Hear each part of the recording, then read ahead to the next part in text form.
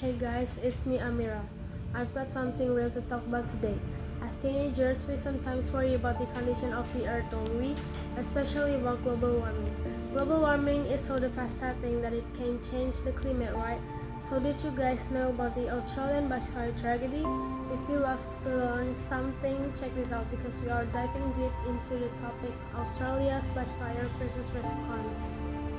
Australia frequently experienced bushfire every summer, especially in 2019 until 2020 when it reached their peak.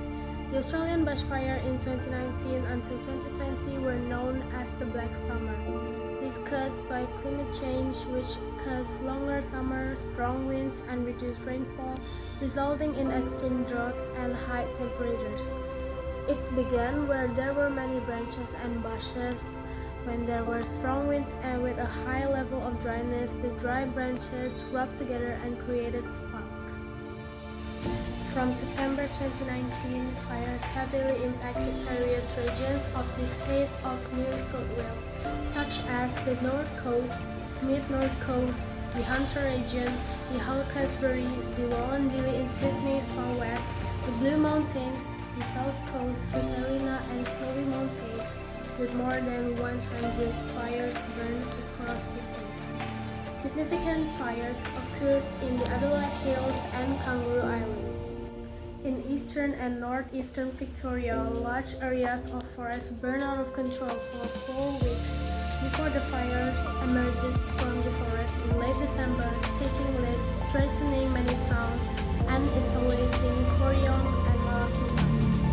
Moderately affected areas were southeastern Queensland and areas of southwestern Australia, with few areas in Tasmania.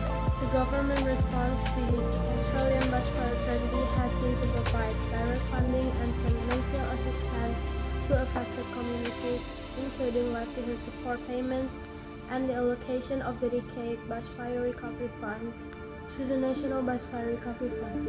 Not only that, the National Bushfire Recovery Agency was established on January 6, 2020 to lead and coordinate recovery at the national level. Despite the destruction caused by bushfire only 6 months on, some Australian forests have shown encouraging recovery signs.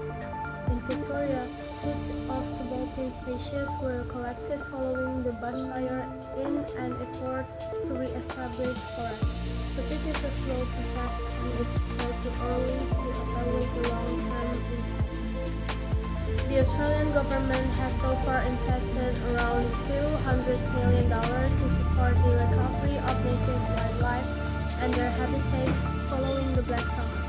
This includes a bushfire recovery seeds banking initiative whereby some of Australia's rarest plants are having their seeds banked for future use. Perhaps we can mitigate the impact of climate change by addressing global warming. We can do that by carrying our environmental conservation, such as planting trees and maintaining natural sustainability, utilizing alternative energy such as renewable energy and public transportation, as well as wise waste management through recycling and reducing plastic use. But not only that, we also need solid cooperation in disaster management, as was done in the forest fire tragedy in Australia. So, what do you think about this?